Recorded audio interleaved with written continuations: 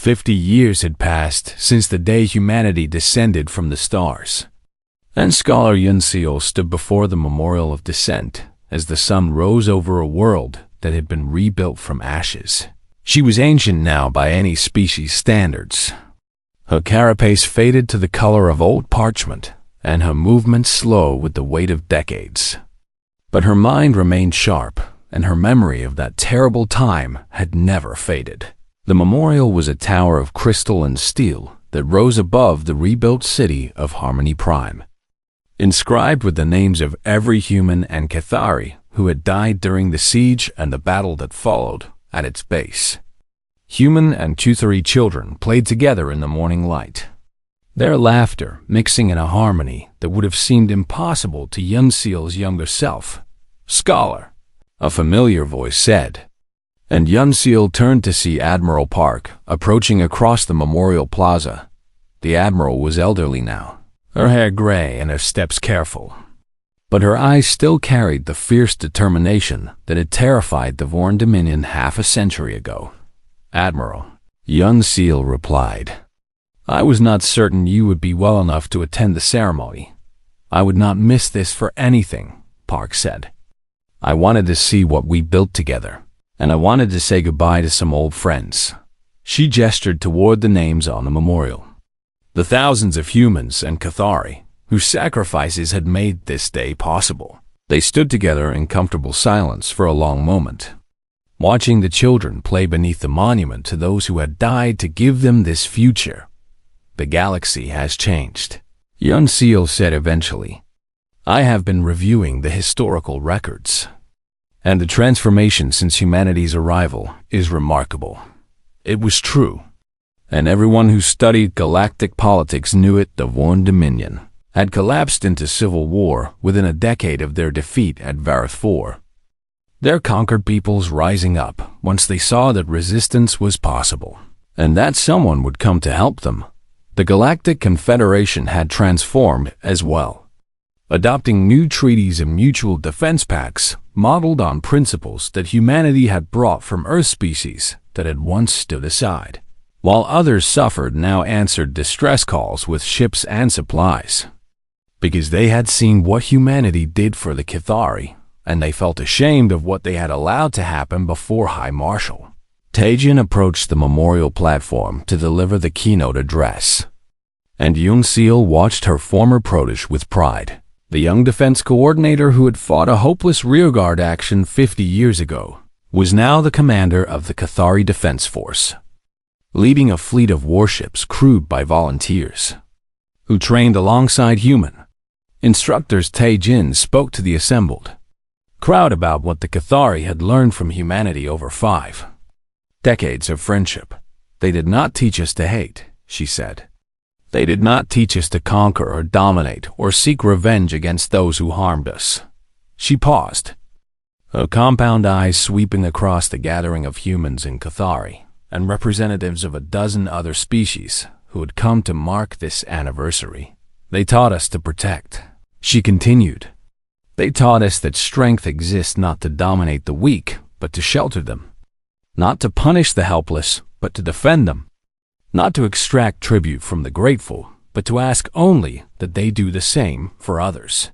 In the past decade, the Cathari Defense Force has answered 6 distress calls from species we had never met, traveling across the galaxy to fight alongside human allies for people who had nothing to offer us except their need. She smiled, and the expression was one Yunseal had never seen on a Cathari face before the humans came. "We learned that from our friends, and we are proud to carry their light forward." The ceremony was interrupted by an urgent communication from the fleet command center, and Tajian stepped aside to receive the message while the crowd murmured with concern. When she returned to the platform, her expression had changed. "I have just received word that a species at the far edge of the galaxy is under attack by an unknown aggressor," she announced. "They are a young civilization called the Vistani, and they have no significant military capability, and they have been sending distress signals for weeks that the major powers have ignored." The crowd fell silent, and Yunseal felt a familiar weight settling onto her hearts. The Vistani transmission ends with words that I believe everyone here will recognize. Taejin continued. It says, "We are dying, and no one will help us, and if anyone hears this, please remember that we existed." She looked at Admiral Park, and the human commander nodded slowly with an expression that contained 50 years of shared history. "The Cathari fleet will depart within the hour," Taejin announced. "Human ships will accompany us, and I invite any other species present to join our mission." The response was immediate. Representatives from a dozen civilizations pledging their support before Taejin had even finished speaking. Yunseal watched the crowd disperse to prepare for departure, and she found herself standing alone with Admiral Park before the memorial. "You started something here 50 years ago," Yunseal said. "Something that has grown beyond anything I could have imagined." "You started it," Park replied. "You sent a message into the void when all hope was gone, and you trusted that someone might answer. I did not expect anyone to come. Someone always comes now," Park said. "That is what we built together." A young Cathari child approached them with the fearless curiosity of youth. Studying the two elderly figures with wide compound eyes, Scholar Yunseal, the child asked, "Is it true what they say about humans? That they came from a death world, and that they fought in the darkness for millions of years before they reached the stars, and that they are the most dangerous species in the galaxy?" Yunseal looked at Park, remembering the Admiral as she had been 50 years ago, fierce and determined and willing to die for people she had never met. "They are all those things," Yunseal replied. "Then why did they help us?" The child asked. "Why did they fight for people they do not know?" Park knelt down to bring herself to the child's eye level, and her smile was gentle despite the weight of decades and the grief of countless battles. "Because that is what it means to be strong," she said. "Real strength is not taking what you want. It is protecting those who cannot protect themselves." The child considered this for a moment, then nodded with the solemn understanding of youth. "I want to be like that," she said. "I want to be strong enough to help people." "Then you will be," Park replied. "And when you grow up and hear someone crying for help in the dark, you will remember this day, and you will go to them, and you will be the answer to their prayer." The child ran off to join her friends, and Yunseal watched her go with eyes that had seen too much suffering and too much hope to ever be the same above them. The first ships were rising into the sky, carrying help toward distant stars where strangers waited for salvation they did not believe would come. They called it a hopeless cause, Yunseal said, watching the fleet depart. 50 years ago, every rational calculation said that helping us was foolish and dangerous and unlikely to succeed. Hope is never rational, Park replied. That is what makes it hope. Yunseal turned to face her friend one last time, knowing in her hearts that this might be the final conversation they would ever share. "Thank you," she said, "for everything you have given us, and for everything you have taught us." Park smiled and took the scholar's forelimb in her weathered hands. "Thank you for sending that message," she said. "Thank you for believing that someone might answer." They stood together as the fleet rose toward the stars. Two old friends from different worlds, who had helped build something that would outlive them both. And somewhere across the galaxy, the Vistani looked up at their burning sky and waited for an answer they did not believe would come, not knowing that hope was already on its way. The human relief ships began descending through the ash-choked atmosphere of Vareth IV before the last Vorn warship had even fled the system. And Commander Taejin watched them come with an emotion she could not name. She had expected warriors, conquerors who would replace one occupation with another, because that was how power worked across the galaxy, and she could not imagine why any species would sacrifice so many ships and lives without expecting something in return. What emerged from those Landing craft was something else, entirely human soldiers in heavy armor, spread out across the ruins of Harmony Prime. But they did not establish defensive positions or demand the surrender of surviving Cathari forces. They set up medical stations. They distributed food and water from their own supplies. They began searching collapsed buildings for survivors, digging through rubble with tools and bare hands while their comrades provided cover against threats that no longer existed. Tajian walked among them in a daze, watching these terrifying beings who had dismantled the Vorn fleet, now kneeling in the dirt to help Cathari children drink from unfamiliar containers one soldier had removed her helmet to speak more easily with a group of refugees, and Tajian saw that she was weeping openly, even as she worked to bandage wounds and comfort the frightened. "I do not understand," Tajian said to the human officer coordinating the relief efforts. "Your people died to save us, and now you give us your food and medicine, and you ask nothing." The officer looked at her with eyes that carried exhaustion and grief, and something that might have been kindness. "We ask one thing," he said. "We ask that you survive and rebuild, and remember that you were not alone." Scholar Yun Seal made her way through the chaos toward the landing zone where Admiral Park's shuttle had touched down, and she found the human commander directing operations from a makeshift command post surrounded by her surviving officers. Park was smaller than Yun Seal had expected from someone who had captured an enemy warship with her own hands, and the weight of command seemed heavier on her shoulders now that the battle was over. The Admiral turned as Yun Seal approached, and her expression shifted into something that might have been a smile on a human face. "Scholar," she said, "I am glad to see you survived, and I hope our arrival was not too late to matter." "You lost so many ships," Yun Seal replied, her voice trembling with emotion she could not control. "So many of your people died for us, and we have nothing to offer you, and we cannot repay this debt. And I do not understand why you came." Park was quiet for a long moment, studying the Cathari elder with an intensity that made Yun Seal feel as though she was being examined by something ancient and wise, despite the human's obvious youth, by Cathari standards. "May I tell you something about humanity?" Park asked. "Please."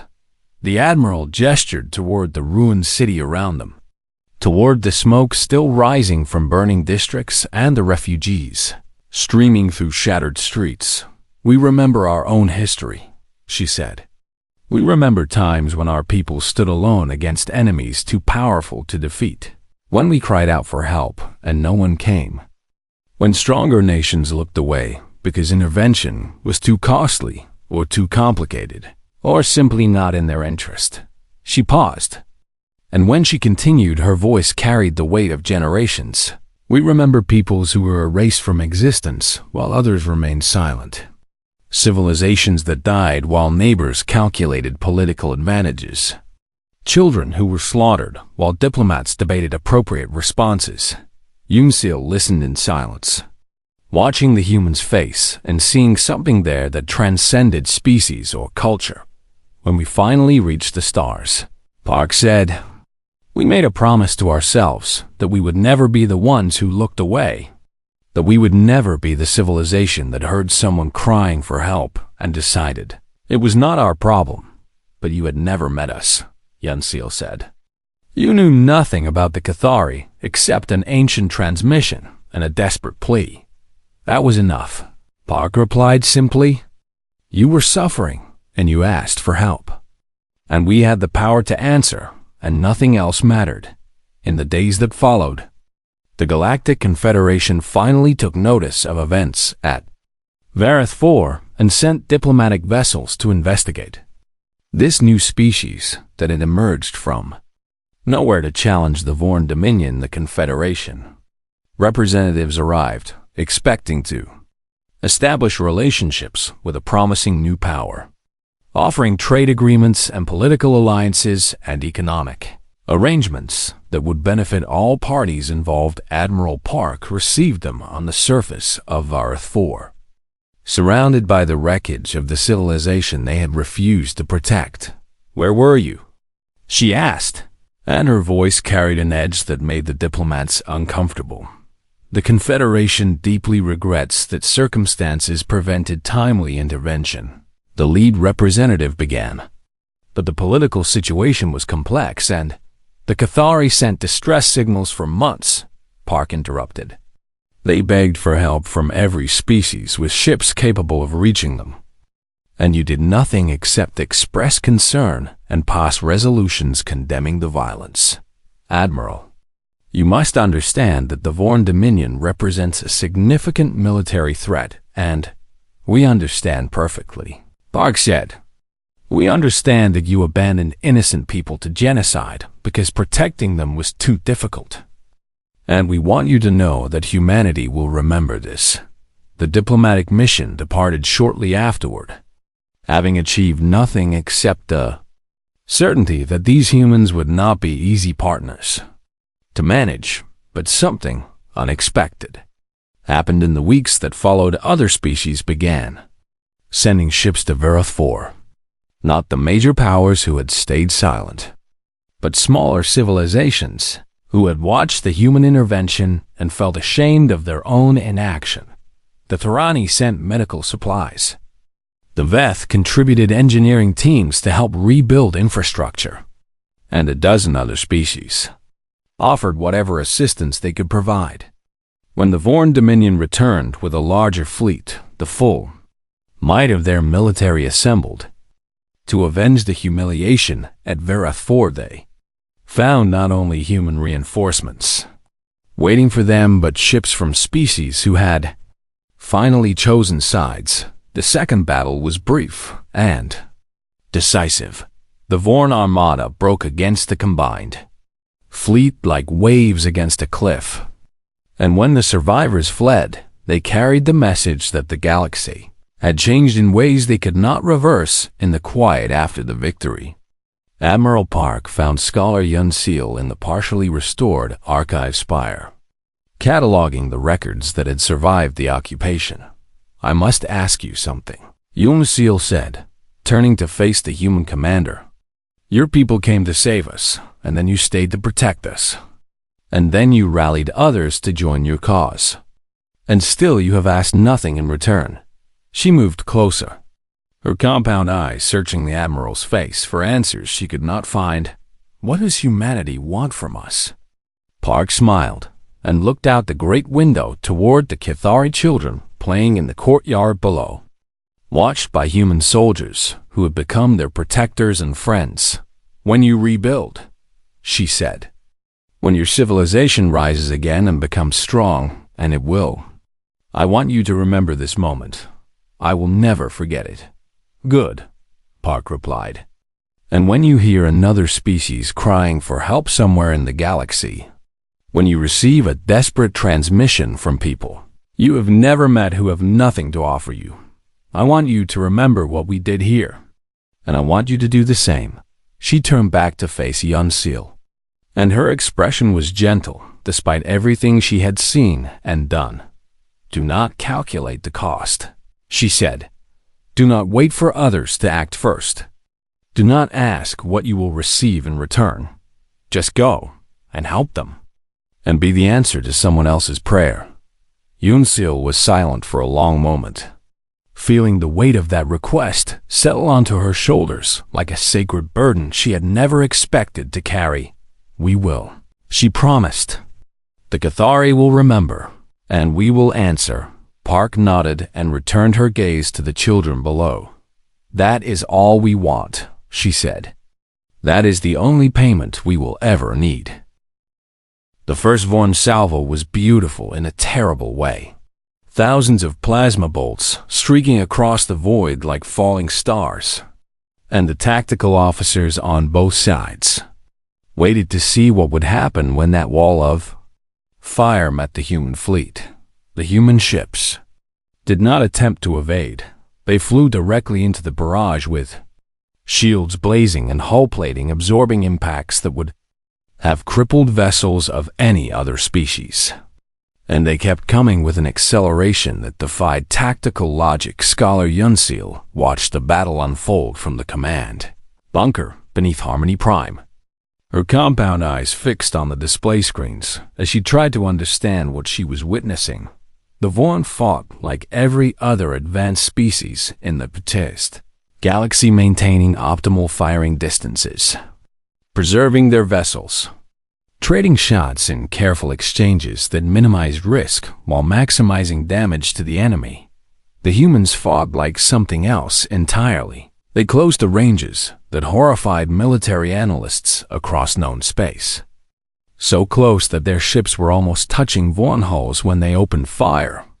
And their weapons were crude by galactic standards, but devastatingly effective at such intimate distances. Kinetic rounds, the size of ground vehicles, punched through Vorn armor at point-blank range, and nuclear warheads detonated against shield generators with no regard for the safety of the attacking ships. And plasma cutters designed for asteroid mining carved through enemy vessels, like surgical instruments through flesh. They are insane. Commander Taejin whispered as she watched a human frigate ram a Vorn cruiser 3 times its size, both ships erupting in flames that consumed their crews in an instant. No, Yunseal replied slowly, her mind working through centuries of archived data about this species they had dismissed as primitive and irrelevant. I think this is simply what they are. She pulled up the ancient records from the original contact 8,000 years ago, and she began to read about the world called Earth and the creatures who had evolved there. Earth was what galactic biologists classified as a death world, a planet of extreme temperature variations and tectonic instability, and atmospheric oxygen levels that made fire a constant threat, and predators that had turned violence into an art form. The humans had survived it all. They had endured ice ages that lasted thousands of years, hunting massive prey across frozen landscapes until those prey collapsed from exhaustion because humans were persistent predators who never stopped pursuing their targets. They had survived diseases that killed millions of their kind and came back stronger each time, their immune systems learning and adapting with a speed that other species found disturbing.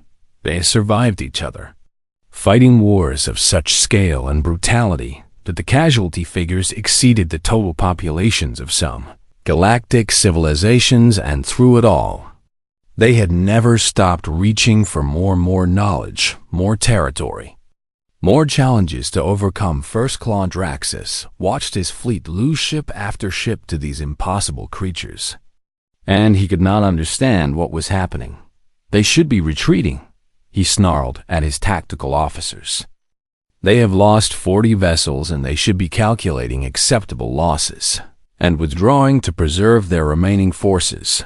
First Claw, they are not retreating, the officer replied with something that sounded almost like fear. When we destroy one of their ships, the others close the gap and fight harder, and their remaining vessels are accelerating toward our command section. That is not how war is fought, Draxus said. Perhaps not by any species we have encountered before. On the bridge of the Indomitable, Admiral Park commanded her fleet with the calm precision of someone who had trained her entire life for exactly this moment. She had known before the battle began that she would lose ships. That crew she had served with for years would die in the void above this alien world.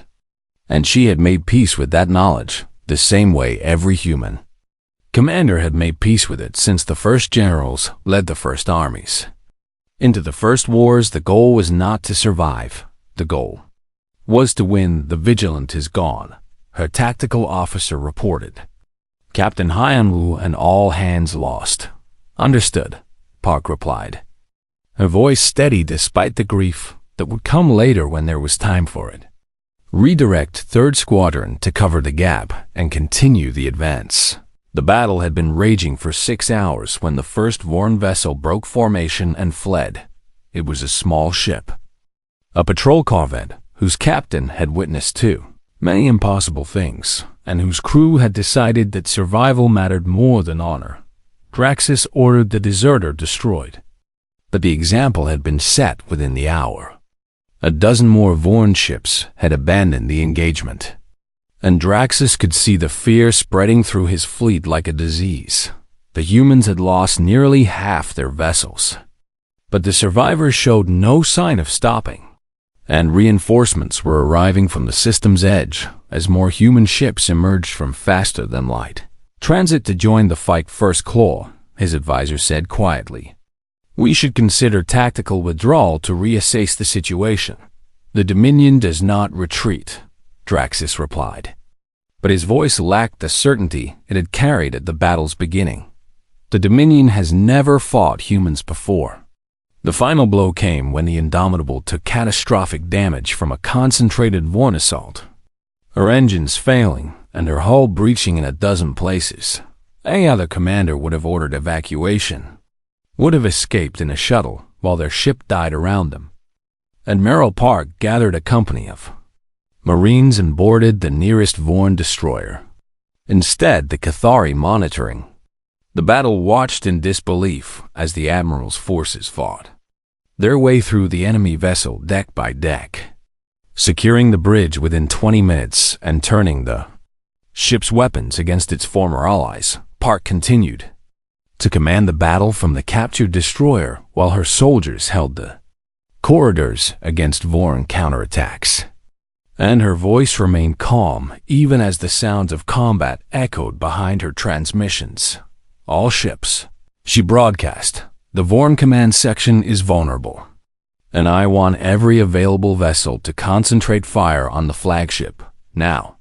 First Claw Draxus died when 17 human ships fired simultaneously at his position, and his flagship became a briefly expanding sun that marked the end of Dominion authority in the system. The Vorn fleet scattered and ran, hundreds of surviving vessels fleeing in all directions as the impossible humans pursued them toward the system's edge. Admiral Park stood on the bridge of the destroyer she had captured with her own hands, and she broadcast a final message that would be remembered across the galaxy for generations. "Run home," she said. "Tell your masters what you found here, and tell them that humanity protects its friends. And tell them we remember every species that stood alone while others suffered."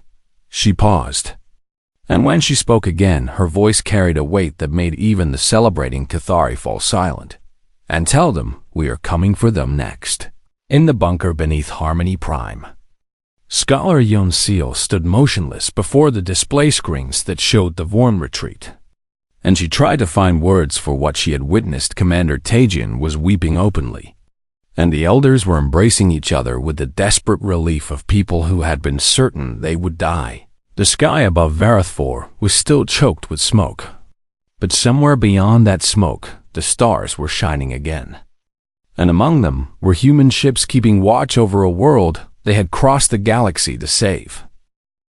3 days had passed since Scholar Yun Seal sent her desperate message into the void, and in that time, the situation on Varathfor had grown worse in ways that made previous disasters seem gentle by comparison. The Vorn ground forces had landed on the northern continent and begun their systematic harvest of Cathari settlements, and the refugees who managed to flee spoke of horrors that Yunseal could not bring herself to record in the archives. Commander Taijin stood before the Council of Elders in the emergency bunker beneath Harmony Prime, delivering her final tactical assessment with a voice that had gone flat from exhaustion and grief.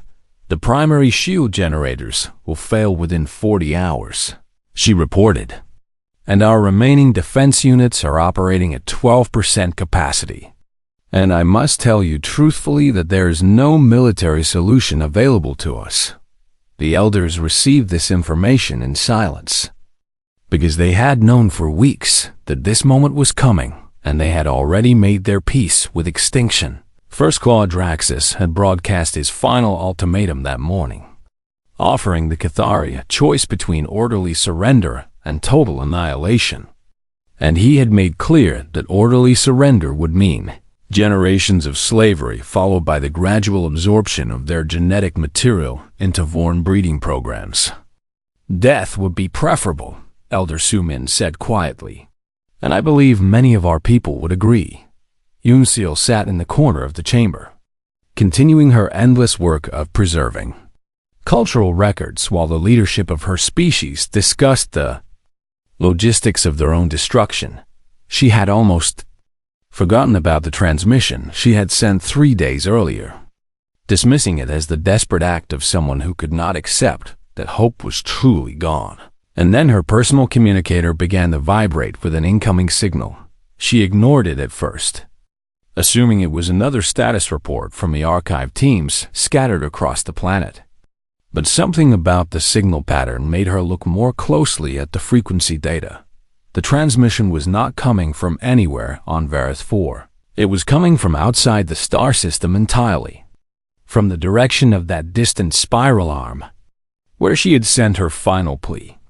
Yunseal's forelimbs trembled as she opened the communication channel and read the measured message that appeared on her screen. "We heard you," the message said. "Hold on and do not surrender. And know that you are not alone. And we are coming." The signature identified the sender as the United Earth Defense Coalition, a designation that meant nothing to Yunseal, but filled her with a confusion of emotions that she could not name.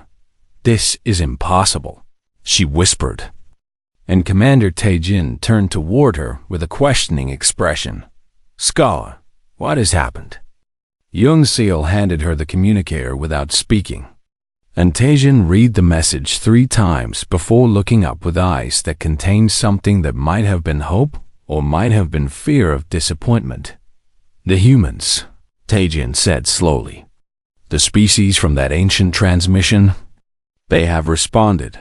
They cannot possibly help us," Elder Sumin said, moving to examine the message himself. "Our records indicate that they are a primitive species confined to a single star system with no faster-than-light capability. Those records are 8,000 years old," Yunseal replied. "We have no idea what they have become since then." The debate that followed was interrupted by an urgent alert from the sensor stations. Still operating in orbit around Vareth, 4 Vorn scanners were detecting anomalies at the edge of the star system.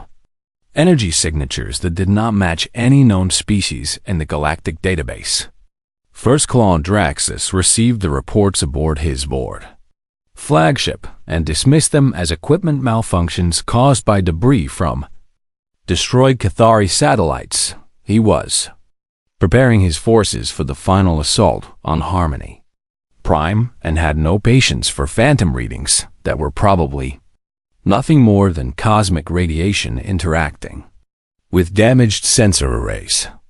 And then the readings became impossible to ignore. The anomalies were multiplying, spreading across the system's boundary like stars being born in accelerated time.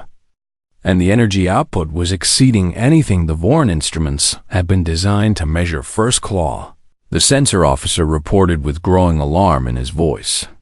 "We are detecting organized formations emerging from faster-than-light transit, and the count is now at 300 vessels and climbing." Draxus moved to the command display and watched the contacts appear one after another, arranging themselves in geometric patterns that spoke of military discipline and coordinated tactics. "Identify them," he commanded. "Unknown configuration. First Claw, the hull designs do not match any species in our databases." The count reached 400 vessels. Then 500, and still more were arriving with each passing moment. And then a transmission burst across every frequency in the system, powerful enough to override Vorn communications, and broadcast directly to every ship and every planet and every listening station within range. "This is Admiral Minjun Park of the United Earth Defense Coalition," a female voice announced in flawless galactic standard. "We are responding to a distress signal from the Cathari people of Vareth 4. And we are here to inform the Vorn Dominion that this system is now under human protection. First Claw Draxus listened to the message with a mixture of disbelief and contempt, because he commanded 800 warships, and these unknown intruders had brought perhaps 300 at most. Human, he said, tasting the unfamiliar word. I have never heard of this species. Our intelligence databases contain minimal information, his advisor replied. A young civilization from the Orion Arm, previously believed to be confined to their home system with no significant military capability. Then they have come a long way to die, Draxus said. All ships will advance and destroy these fools who think they can challenge the Dominion. He did not notice the slight tremor in his advisor's voice as the officer continued to study the sensor data. First Claw. The energy readings from these human vessels are unusual, and their approach vector suggests they intend to close to extremely short range. Then they are inexperienced and frightened, and they will be easy prey. Draxus replied. Signal the fleet to engage. The Vorn Armada began to move. 800 warships that had conquered a dozen species and never known defeat, advancing toward 300 vessels crewed by a species they had never encountered and would never forget on the bridge of the UEDC Indomitable. Admiral Park watched the Vorn approach with an expression that Scholar Yun Seal, observing via video link from the surface, could not interpret. Admiral Yun Seal transmitted. You are outnumbered more than 2 to 1, and the Vorn are experienced conquerors who have never lost a major engagement. Park smiled, and there was something in that smile that made Yun Seal's thorax constrict with an emotion she did not recognize. Scholar. The Admiral replied, We appreciate your concern, but we have been waiting a very long time for someone to need us. She turned to her tactical officer and gave an order in a language Yun Seal did not understand, and the human fleet began to accelerate toward the Vorn with a speed that seemed almost suicidal. First Claw Draxus. Park broadcast on an open channel. You have 48 hours to withdraw from this system, and if you do not comply, we will remove you by force. And I recommend you take this offer seriously, because we did not travel across the galaxy to negotiate. Draxus laughed at the ultimatum and ordered his fleet to open fire. He did not understand what he had awakened. He would learn. The sky above Vareth 4 had turned the color of ash and blood, and Scholar Yun Seal could not remember the last time she had seen the stars through the smoke that choked her dying world. She stood at the great window of the archive spire, her 6 limbs trembling with age and exhaustion as she watched another city burn on the distant horizon. And she wondered if this would be the last sunrise her people would ever witness. The Cathari had built their civilization over 12,000 years, raising towers of crystal and light that touched the clouds, composing philosophies that other species traveled across the galaxy to study, and creating works of architecture that were considered wonders of the known universe. None of that mattered now. The Vorn Dominion had come 3 orbital cycles ago with their warships and their hunger for conquest, and they had found the Cathari to be exactly what the galaxy had always known them to be: peaceful creatures who had never learned the art of war. Commander Taejin entered the archive chamber with the weight of impossible burdens pressing down on her young shoulders, and Yun Seal turned to face the officer who had somehow held together what remained of their planetary defense. Scholar, Taejin said, her voice carrying the exhaustion of someone who had not slept in days. The outer perimeter has fallen, and the refugees from the eastern provinces are flooding toward Harmony Prime by the millions. How long do we have? Yun Seal asked, though she already knew the answer would bring no comfort. Perhaps 40 hours before their assault ships breach our final shields. And then, Taejin paused, her compound eyes reflecting the distant fires. And then it will be over. Yun Seal turned back to the window and watched a Vorn bombardment craft streak across the darkened sky. releasing its payload of destruction upon a settlement that had stood for 3,000 years in orbit above their world. First Claw Draxus commanded the siege from his flagship with the patience of a predator who knew his prey had nowhere left to run. And he had already begun dividing the planet among his subordinates as a reward for their service to the Dominion. The Cathari had sent distress signals to every corner of the galaxy for months, begging for intervention from the Galactic Confederation that was supposed to protect weaker species from them. Exactly this kind of aggression. The Confederation had responded with expressions of deep concern and formal condemnations and absolutely nothing else. Because the Vaughn were too powerful and the Cathari had no military value as allies, and no one wanted to risk their own ships for a species that could offer nothing in return. I have failed you, Tajin said quietly.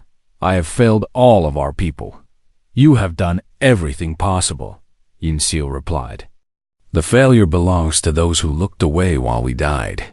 She moved toward the ancient data terminals that contained the complete history of Cathari civilization, running her forelimbs across controls that her ancestors had built when humans were still learning to make fire in distant caves on the other side of the galaxy. Her task was simple and heartbreaking: to preserve what she could of their knowledge, to compress 12,000 years of culture and achievement into data packets that might survive the coming destruction, and drift through space until some future species found them and remembered that the Cathari had once existed. As she worked, she discovered something buried deep in the oldest archives, a transmission sent outward 8,000 years ago toward a distant spiral arm where Cathari astronomers had detected signs of a young civilization taking its first steps toward the stars. The transmission had been a greeting, an offer of friendship extended across the vast emptiness of space to beings the Cathari would never meet. And there, attached to that ancient file, was a response. Yunsil's forelimbs went still as she read the reply that had arrived centuries after the original transmission, sent by a species that called themselves humans from a world they named Earth. The message was simple and warm, expressing gratitude for the contact and hope for future friendship. But the Cathari scholars of that era had dismissed it as insignificant because the humans were too primitive and too far away to matter. No further contact had ever been made. Yunsil stared at the forgotten exchange for a long moment, and then she began to compose a new message with trembling limbs. What are you doing? Tajin asked, moving closer to observe the scholar's work. Something foolish, Yunsil admitted. Something that will accomplish nothing except to let me pretend that our voices will be heard by someone who might care. She directed the transmission toward that distant spiral arm where the humans lived in their single star system with their primitive spacecraft and their violent history and their complete irrelevance to galactic affairs. The message she sent was not a formal diplomatic communication or a detailed request for military assistance. It was simply a cry in the darkness from a dying species to anyone who might listen.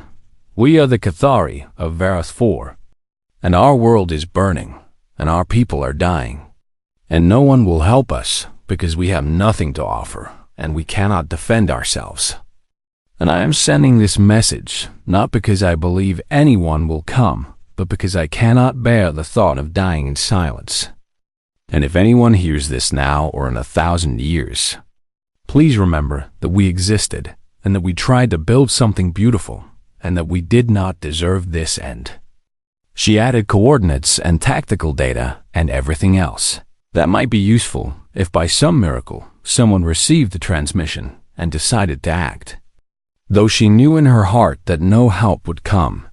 The humans were too far away and too weak and too uninvolved in galactic politics to make any difference.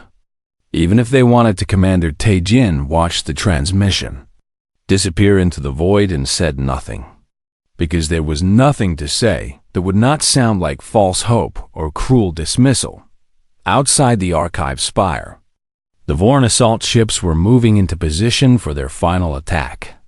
And First Quadraxis was broadcasting his surrender terms to the Cathari population: total enslavement, genetic harvesting, the complete absorption of their species into the machinery of the Dominion in the shelters beneath Harmony Prime.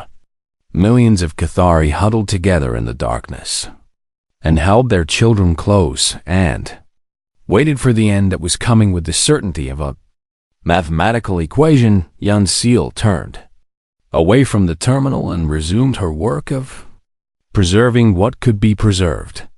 And she told herself that the message she had sent was nothing more than a final act of defiance against the silence that would soon swallow her people forever. She did not expect an answer. She did not dare to hope, but somewhere across the galaxy, in that distant spiral arm that the Cathari had dismissed as unimportant 8,000 years ago, the message was already traveling toward receivers that would respond in ways that Yun Seal could never have imagined. And in the void between stars, something was beginning to move.